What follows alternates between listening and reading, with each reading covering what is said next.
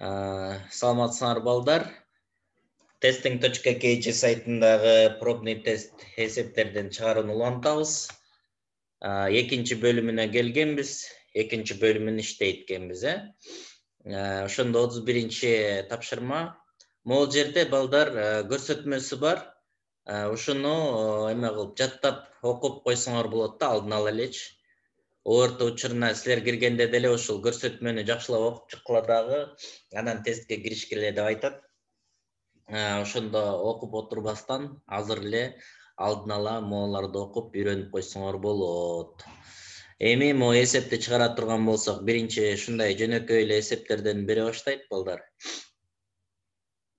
Муну чыгарганда кашан ичин биринчи иштейбиз, кашан ичин иштейбиз. Андан кийин муну буруш бөлчөккө айландырып иштеп койсок болот. 2-ни 2 көйсөк 4, 5 минус бул жерде эле 2 5 болуп калат экен. Ошондо 2 5тен 2 5 алсак 0, 0ду 5/2 бөлсөк, то есть 5тен 2 бөлсөк 0 чыгат экен. Так, андан кийин уланталы. Az 1 minut. Так, экинчини карайлы. Эгерде так, почта аркылуу акча жиберүүнүн кызматы үчүн жиберилүүчү сумманын 10% төлөө керек болсо, анда Аскар 600 сомду жиберүү үчүн канча сом төлөйт дейт. Пайызга маселелер келет, сөзсүз пайыздарга машыгып коюшуңар керек. 10% болсо, ошондо могул жер 10% болсо, акырындагы 1-0 деле алып койсоңор болот да, мына 10% ошондо 60 болуп калат экен. Негизи пайызды табыш керек болгондо, ошо санды 10го көбөйтүп туруп 100гө бөлүшүбүз керек да. Ошондо 2 нөлдөр кыскарат, 10ду 6га көбөйтсөк 60. Мисалы үчүн башка сандардыкын деле табыш керек болуп атса, ошо санга көбөйтүп эле 100гө бөлсөңөр чыгып калат экен. Кийинки тапшырма. Так, жогоруда сүрөттөлгөн диаграммада жай айларында пансионатта эс алуучулардын санынын пайыздык бөлүштүрүлүшү көрсөтүлгөн дейт. Төмөндө келтирилген сандардын кайсынысы августта эс алуучулардын пайызын көрсөтөт дейт. Ошондо мону общий 100% деп ала турган болсок, могул жагы 50% болуп калат, июльчу. Анан бул жери деле мисалы үчүн общий 50% боло турган болсо, үстүчү. Могул жагы канча болуп калат анда? То есть жарымы, то есть 50% болсо, 50дөн азыраак болуп атат да. Ошондо могу варианттарды карай турган болсок, 50 бар экен. Ошондо август 50 болбойт, эмне болот? 50дөн бир аз азыраак болот да, себеби жарымы 50дөн бир аз азыраак, бир эле вариант бар, 37 дейт. Ошону тандап коебуз. Түшүнүктүү, Так. Уланталы. Так, кийинкисин карайлы. Ошондо 34-чү мисалды карай турган болсок, эгерде сандын 5тен 1 бөлүгү 4кө барабар болсо, анда бул сандын 4төн 1 бөлүгү төмөнкүгө барабар болот дейт. Ушундай бөлчөктөр келгенде балдар, 5тен 1 бөлүгү 4 десе, ошо 1 бөлүгү 4 болсо, 5 бөлүгү 4 жерде 5 20 болот, чынбы? Анда 4төн 1 бөлүгү муну кайра 4кө бөлүп койсок 5 болуп калат. 4төн 1 бөлүгү 5ке барабар экен.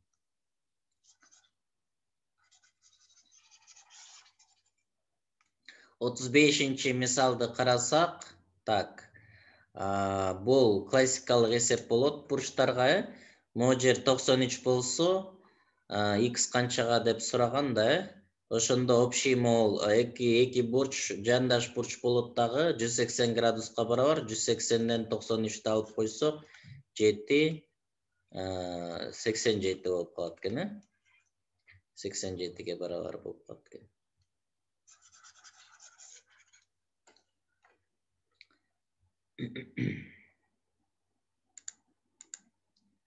Эгерде r бөлүнгөн s барабар 4 болсо дейт. R'ди s'ке бөлсө 4 келип чыкса, анда r квадрат минус 16s квадрат канча болот дейт. Ошондо биз эмне кылсак болот? Ордордуна сан коюп чыгарсак деле болот. Мисалы үчүн r'ди s'ке бөлсөк 4 болуп атса, буга 8'ди, буга 2'ни коюп койсок болот экен. Ошондо могу жерге 8, буга 2'ни койсок, 8 квадрат 64, 16'ны 4-кө көбөйтсөк дагы 64 болот. 64'төн 64'тү алсак 0 болот экен. Бул ушундай сан койгондо эң мындай кичинекей эле сандарды коесуңар да, мисалы үчүн силер айтышыңар мүмкүн да дагы 20-ны 5-ке бөлсөк дагы, например, 4 чыгып калат депчи. Кичинекей эле сандарды коюп туруп иштеп койсоңор болот да. Анан экинчи жолу ыкмасы бар. Могул жерде неме кылсак болот? Муну r'дин өзүн эле таап койсок болот да, бул жерденчи. r'ди таба турган болсок, r барабар 4s болуп калат да. Ошондо монун ордуна эмнени коюп коебуз? R'дин ордуна 4s'ти кое турган болсок, 4s квадрат минус 16s квадрат болуп калат экен. Ошондо 4'түн квадраты 16s квадрат минус 16s квадрат болот экен да, барабар 0 чыгып калат экен. Көрдүңөрбү? 2 ыкма менен тең чыгарсак 0 чыкты. Бирок жана 20-ны 5-ке бөлсө 4 чыгып калат дегенди мындай эле айтып койдум, бирок текшерип көрсөк деле болчу да экен. Мисалы үчүн бул 20 болсо, бул 5 монун ордуна коюп туруп, 20-нын квадраты канча болот? Ошону текшерип койсоңор болот экен балдар. Көп убакыт коротпой эле коелу. Текшерсеңер деле туура чыгыш керек. Так, угулбайтат дейт. Жаңы киргендерге айтып койгулачы эмеде, вызов через интернет дегенди басып койсо, Zoom'га биринчи кошулгандар угулбайтат дей берет. Так, эгерде дейт a, b бүтүн сандар жана a плюс b барабар c болсо, анда төмөндө келтирилгендердин кайсынысы a плюс b плюс c'нын мааниси болушу мүмкүн дейт. Ошондо ушундай эсептер берилгенде балдар, могу карасаңар, a плюс b барабар c дейт. Анда могул a плюс b'нын ордуна c'ны кошуп койсок, c'ны коюп койсок болот да. Ошондо c'га c'ны кошсок 2c чыгат экен да. Демек 2c деген, демек могул маанилер эмне болуш керек? Анда 2ге бөлүнүп калыш керек да. То есть 2ге көбөйтүлүп атса, 2ге бөлүнгөн, калдыксыз бөлүнүш керек. Могу 20 эле бар экен. Анда ушул D варианты болот деп иштеп койсок болот балдар. Ушинтип чыгат экен. Андан кийинки эсепти карайлы. Так, суроолор кол көтөргөндөр жок, суроо бергендер жок бака. Так, анда кийинки 38-чи мисалды иштеп коелу. Так, суроолоруңар болсо берсиңер болот. Түшүнбөй аткан болсоңор, кол көтөрсөңөр, мен эме берем, микрофонду кийгизем. Могул жерде экөөнүн даража көрсөткүчтөрү окшош болсо, кашанын сыртына эле чыгарып койсо болот да балдар, ошонучу мындай кылып эле. Ошондо могул так, могу жер 5 экен, ката жазып алдым. 5 менен 5 кыскарып кетет, 12-ни 6-га бөлсөк 2 болот, 2-нин 4-үнчү даражасы 16 болот, Мына ушундай болуп чыгат экен.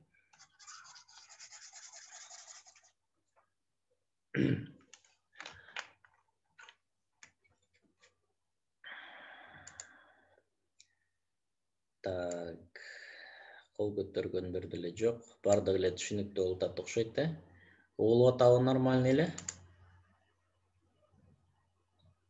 Жок, угулбай атабы.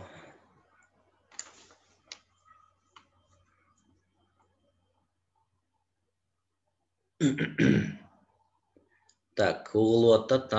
Анда уланта берейин, нормально эле. Так, жакшы. Уланта берели анда. Так, 39-чу мисал, өзүңөр деле байкап калдыңар, биз эсептерди көп чыгарганда ушундай координаталар аябай эле көп эле кездешип атты. Координаталарды мына көп эле сурап атат. Жогоруда келтирилген сүрөттө AQ кесиндисинин ортосу, так, AQ кесиндисинин ортосу P дейт, монун ортосу P экен.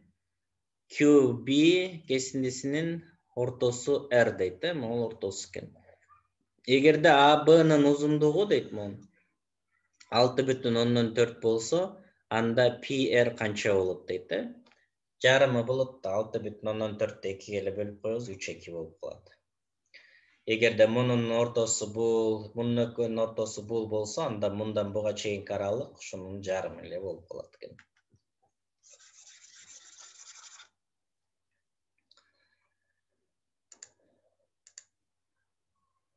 Так.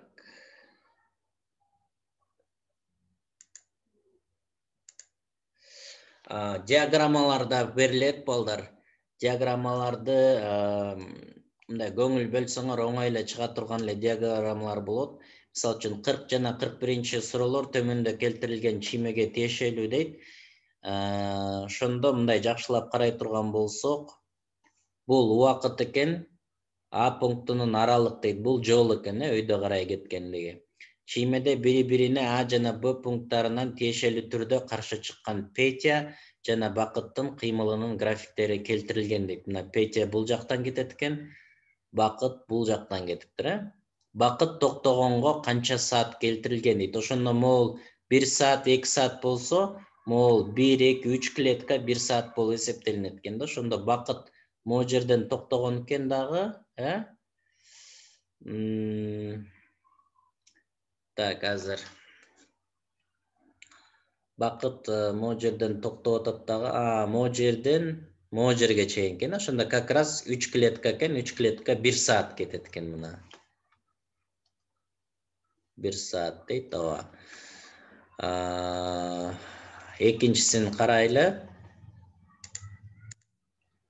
Петя жана Бакыт А пунктунан кандай аралыкта кезигишкен дейт, А пунктун экөө кесилишкен чекит могул жер. Аралык болсо могул жака улап кое турган болсок, 10 Петя менен Бакыттын экөөнүн кесилишкен чекити ушу болуп атат. 10 анан 1 болуп атат, 11 дейт. Анда могу 10,2 километрди тандайбыз да. Гсы болуп калат экен. Так, 42-ни карайлы. Жашы 18-ге чейин болгон кишинин зарыл болгон күндүк уйку сааттарынын саны Т барабар 8 плюс 18 минус n бөлүнгөн 2 формула боюнча аныкталат дейт. Мындай эсептер берилген, бул белек эсеп болуп эсептелинет. Формуланын ордуна эле коюп коебуз. Могу n деп атат да. N жылдар менен алынган жаштын саны, 6 жаштагы бала күн сайын канча саат көп уктоосу зарыл дейт. Ошондо 6-ны эле коюп коебуз могу жакка балдар. 18ден 6-ны алсак 12, 12-ни 2-ге бөлсөк 6, 6-га 8-ди кошсок эмне болот? Ошобой калды го. 6 жашта бала күн сайын 14. 14 жаштага караганда канча саат көп уктоосу? 6 сааттыкын таптык уже. Так, андан кийин 14 жаштыкын да табышыбыз керек экен. Так, 6 жаштагыны муну таба турган болсок канча болду? Так, 12, 6, 14. 6 жаштагы 14 саат уктайт экен, Андан кийин канча жаштагы деди эле? 14 жаштагы дейт, Маяка 14-тү койсок, 18ден 14-тү алсак 4, 4-тү 2-ге бөлсөк 2, 2-ге 8-ди кошсок 10. Анын экөөнүн айырмасын карап койсок 4 экен, 4 саатка көбүрөөк укташ керек экен 6 жаштагы бала. Дсы болот экен. Так. 4 саат дейт. Андан кийин улантабыз. Так, 43. Эгерде жогоруда келтирилген сүрөттө CDF квадрат болсо дейт. CDF квадрат, CLK тең жактуу үч бурчтук болсо, тең жактуу болгондо бардык жагы бирдей болуп калат, тең жактуу дегенибиз, Тең капталдуу десе мо эки жагы эле бирдей болот, анан тең жактуу баады. Тең жактуу болсо могу жер 60 градустан болот. Бул жер 90 градус болот, бул квадрат болгон үчүн. Анан x'ке y-ти кошсо канча болот деп сураган. Могул жердин бир айлананын борбору, могул жерде айлана катары ала турган болсок 360 градус болот да. 360-тан 90'га 60'ты кошсок канча болот? 150 болобу? 150'nü эмне кылабыз? Кемитип коебуз. 1, 210. X-ка Y-ті кошсок 210 болот экен, Суроо жок, түшүнүктүүбү? Так, уланталы.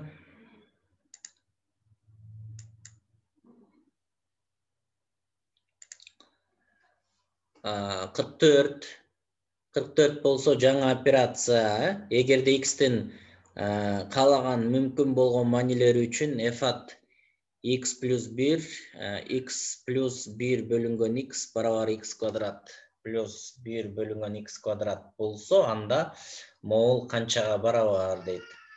Ушуга окшогош, мисалы үчүн чыныгы тесттерди да силерге көрсөттүм эле го, иштеп атканда эсиңердеби? Ушуга окшош мисалдар болгондо, мисалы үчүн могу жер f at x квадрат барабар 1 бөлүнгөн тамырасында x деп берилип, анан f 16 канчага барабар деп сураганда, то есть ушуга окшош алды элечи. Себеби могу жер x квадрат деп атканда, могу жер 16'нын квадраты деп албайбыз, муну 4'түн квадраты деп алышыбыз керек дагы. Мисалы үчүн f at 1 бөлүнгөн тамырасында 4 деп алып, анан 2'ден 1 чыгат деп чыгарганбыз да.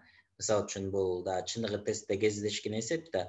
То есть ушул эле эсепке аналогия окшош болуп эсептелинет экен. Ошондо анда муну деле ошондой кылып чыгара турган болсок, могул жер x плюс могул болуп атканда, могул жерди мындай кылып ажыратып коебуз да, балдар. 2 плюс 2'ден 1 деп койсо болот да. Көрдүңөрбү? Ошондо могул жер x болсо 2 болду. Себеби 2'ге 2'ден 1'ди кошсо 2 бүтүн 2'ден 1 болуп калат да. Кошууда ушундай да, ажыратып койсоңор ушундай эле болуп ажырайт. Анда бул x квадрат дейт. 2'nin квадраты плюс 1 бөлүнгөн 2 квадрат болуп калат экен. Ошондо 2'nin квадраты 4, 4 бүтүн 4'төн 1 болот дагы. Бул жерде 4 бүтүн, мына бул жерде эле турат. Бул жерде 4'төн берибиз. Эсептебей кое турган болсок дагы, могу жерде 4 0 экен. Анан 25 бирөө эле бар экен. Эсептебей койсоңор дагы бсы эле туура болуп калат да. Анан 4'төн 1'ди дагы эсептесек, бул 100'дөн 25 болот, балдар. Ошондо 4 бүтүн 100'дөн 25 болот экен. Кийинки, эгерде басуу үчүн арналган 8 станок 3 саатта 6000 газета басып чыгарса, анда 4 станокко 3000 газета басып чыгарыш үчүн канча саат керектелет дейт. Ошондо могул жер жумушчу, бул жер убакыт, анан бул жер жыйынтык, результат деп коелу. Могу экөөнүн ортосунда көбөйтүү болсо, экөөнүн ортосу карама каршы болот дагы. Могуларды фактор деп атайбыз. Могул, мисалы үчүн карасаңар, могу 8 болуп калыптыр. Эми могул эмне болуп калыптыр? 8 4 азайып кетсе, могу жагы эмне болуш керек? Көбөйүш керек, 8'ди 2'ге бөлсөк 4 болот. Демек 3'тү 2'ге көбөйтүшүбүз керек да. Себеби могу эки фактордун ортосунда көбөйтүү болсо, катыш карама каршы болот да. Чын эле, эгерде станоктордун саны азая турган болсо, убактысы көбөйүп кетиш керек, Анан могул результат жыйынтык менен убакыт экөөнүн фактордун ортосунда барабар белги турганда, экөөнүн ортосунда катыш түз болот. Ошондо 6000'ди 2'ге бөлсө 3000 болот. Анда 6000'ди 2'ге бөлсөк, убакытты дагы 2'ге бөлүшүбүз керек да. 2-2'ни кыскарса, анда 3 калат экен. 3 сааттын ичинде басып чыгарып коет экен.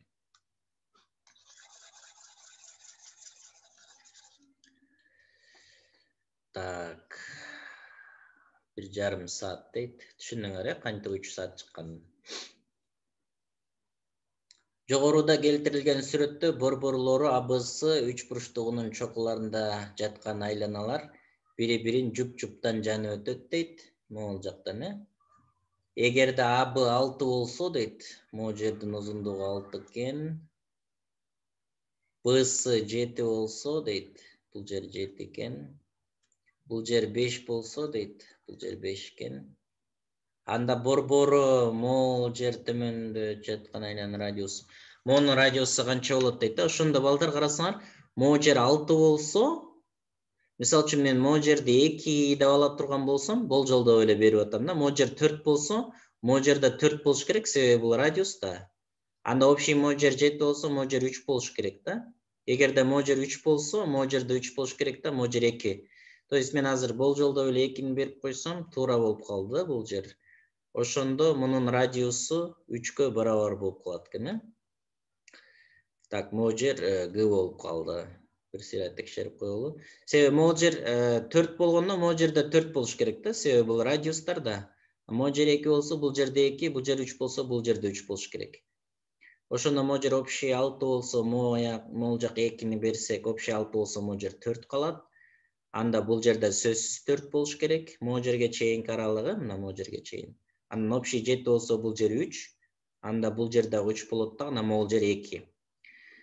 Ошондо мунун радиусу 3-кө барабар болот экен. Так.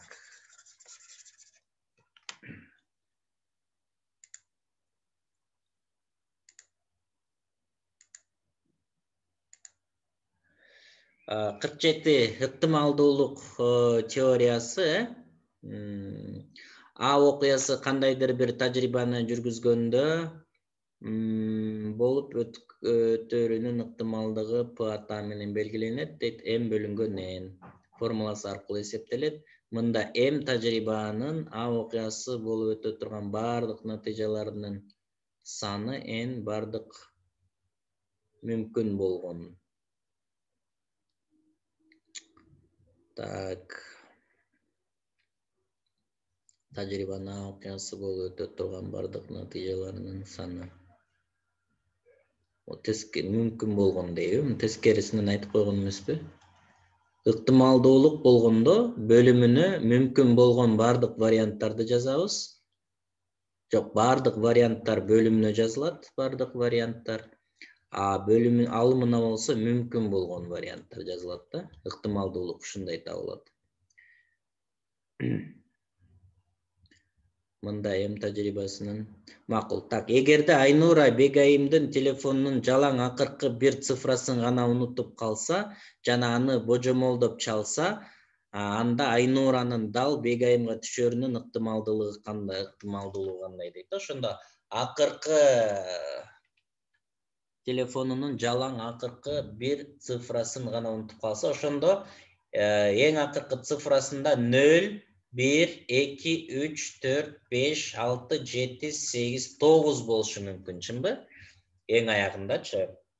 Ошондо силер акыркы эле бир цифрасын унутуп калсаңар, ошондо мүмкүн болгон бардык варианттарды карасак, 10 вариант бар. Бардык вариант бул бөлүмүнө жазылат.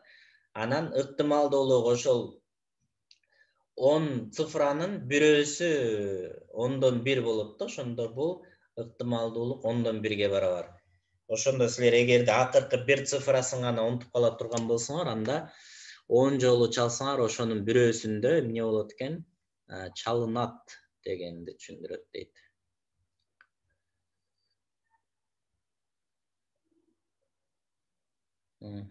Суроо деле жок, жакшы эле түшүнүп атат окшойсуңар. Кыйын деле болгон жок окшойт,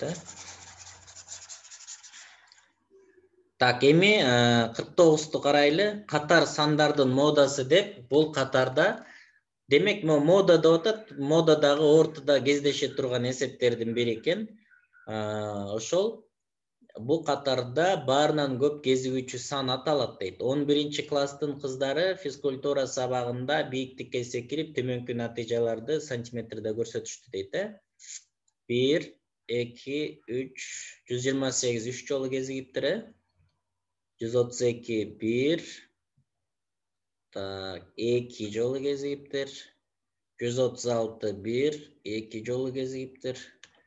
Ошондо 128 модасы болуп калат экен да, себеби 1, 2, 3 жолу кездешип атат, анан башка 3 жолу кездешкен сан деле жок экен. Туура вариантыбыз ушу болуп калат. Так, мындан кийин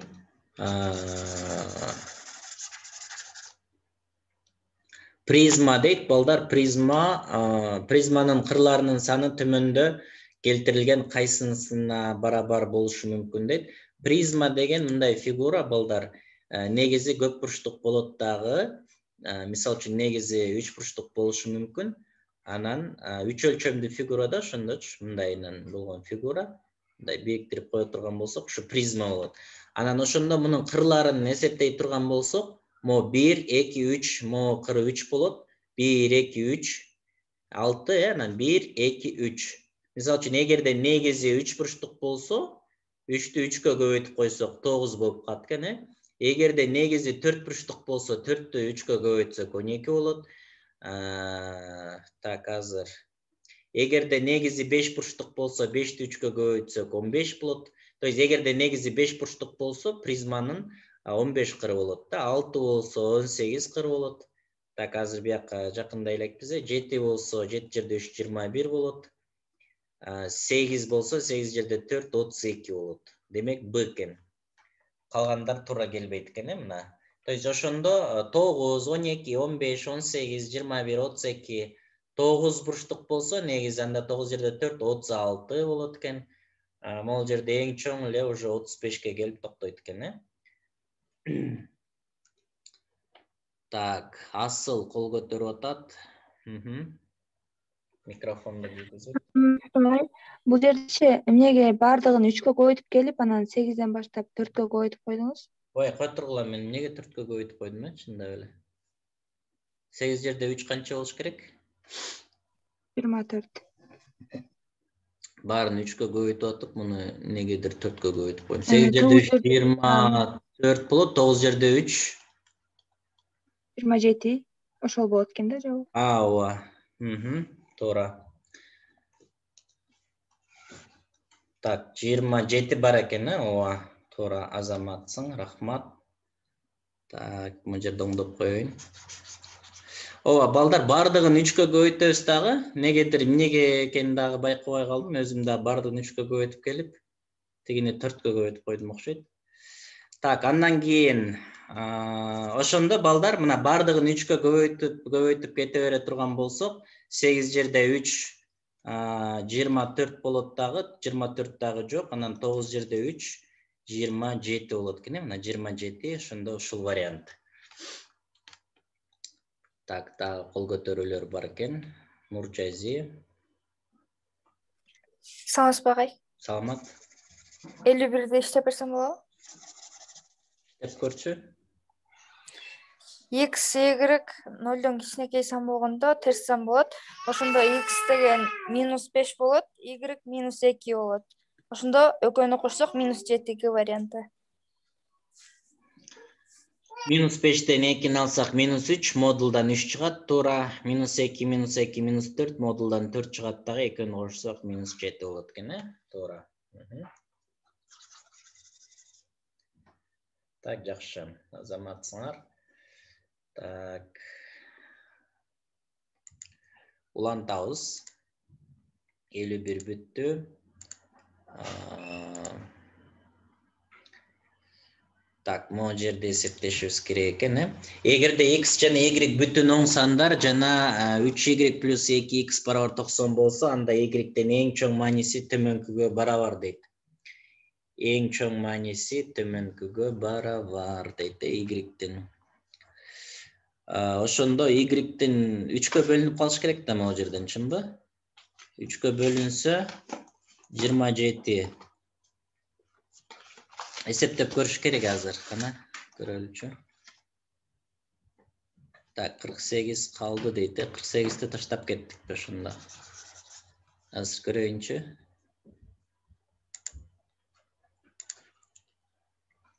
Так. Бул жакта калып калган турбайбы? 48. 48'di иштеп коелу балдар.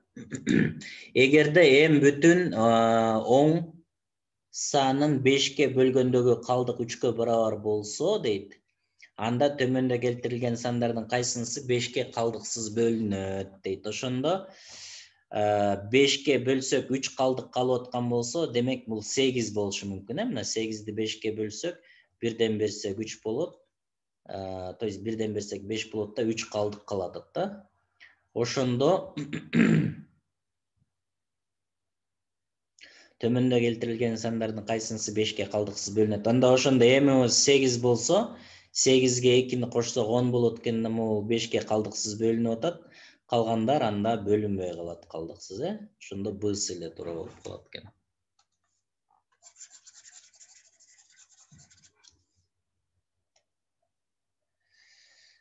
Так, жакшы.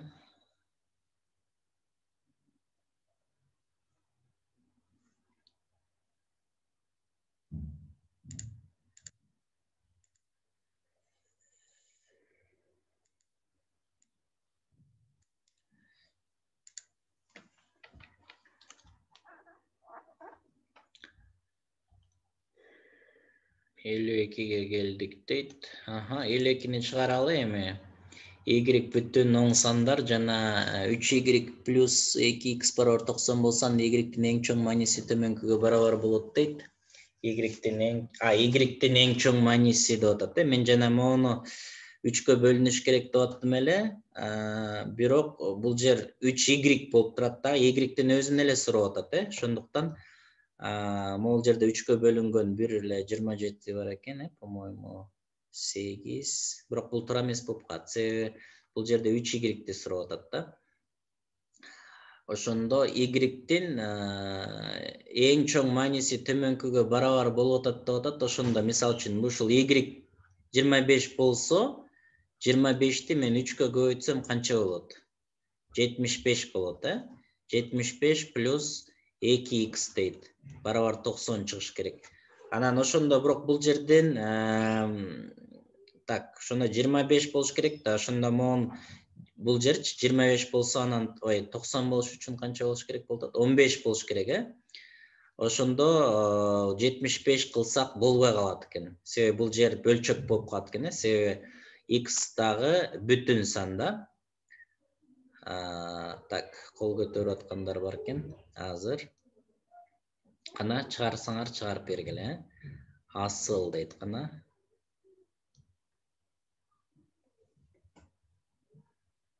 Микрофонду күйгүзсөң болот, мен разрешение берип койдум. Жок, мен көтөргөн жокмун. Жанагы боюнча калып калган окшойт, 26 болот дейт сезим. 26'ны деле текшерип кое беребиз, балдар. Ошо 26 болсо, 26'ны 3кө көбөйтсөк биз, мисалы үчүн y 26 болсо, 18 бир көңүлдө, 3 жерде 2 6 78 болот. 78 плюс 2x барабар 90. Ошондо могул жер 12, могул жер 6 болуп калат экен, x 6 жерде 2 12 болсо, чыгат экен, 26 чыгат экен.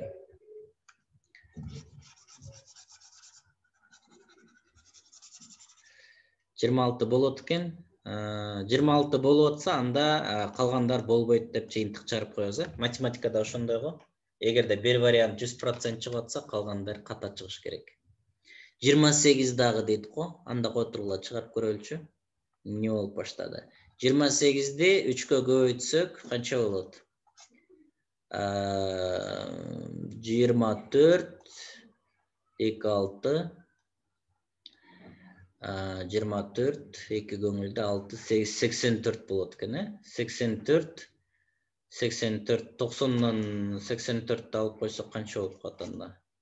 6 эле чыгып атат, Бул жер анда 3кө болуп калат экен да. Бирок бизден эмнени сурады? Эмне деп атат? Эң чоң y'дин эң чоң мааниси деп атат, ошого көңүл бурушубуз керек. Мен азыр жанагы 26 туура болсо, калган текшербей эле кое беребиз деп койдум го. Бул туура болот, бирок мен суроону так жакшы окубай жооп бергендин натыйжасы ошол болуп калды да. Себеби азыр бул жерде эң чоң мааниси деп сурап атпайбы? 28 дагы чыгып атат мына. Анда 29'ду дагы бир текшерип коелу да, на всякий случай. Себеби бул жерде эң чоң мааниси, бул 26 дагы бир мааниси, y'дин мааниси боло алат экен. Бирок бул кичинекей болуп атат. Андан да чоң 28 болуп атат. 29'ду 3кө көбөйтсөм, 9 жерде 3 27 2 көңүлдө 6 87 болуп калат экен дагы. Эгерде могул жер 87 87, анда уже чыкпай калат экен, плюс 2x барабар 90 болсо, можер анда хотя бы 3x болгондо анда болмок экен, анда вариантыбыз кийит экен балдар. Г варианты туура экен, Так, комментарийде да окуп коеюн. Д-сы дейт го. Г-сы, Г-сы чыкты. 29, 9, 52-нин Д-сы чыкпай калды. Так, эми, так.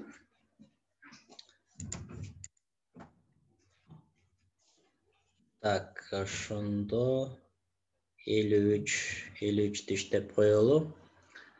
Ошол акыркы эсеп болот экен бүгүнчө. Калгандагы иштейбиз.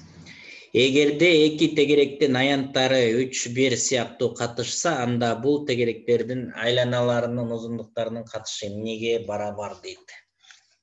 Бул жерде мындай ыкма бар да балдар. Мисалы үчүн, могул жерде мисалы үчүн 3 бурчтукту ала турган болсок, могул жер 3, анан 2 катышта болсо, мисалы үчүнчү, могул жер 2 болсо, могул жер 3 болсо, анда могул мисалы үчүн мен азыр 3 бурчтук менен айлана эки окшош эле болот. Мен силерге маанисин түшүндүрүп берейин да. Могул жер АБС болсо. Так.